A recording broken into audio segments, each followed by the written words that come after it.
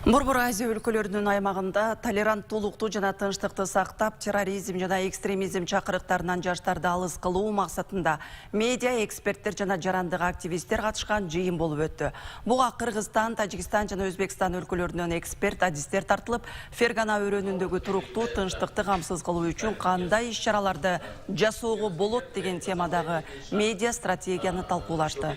Долбоорду Европа Союзу каржылап, Кыргызстандан биом экологиялык кыймыл активдүү аралашууда.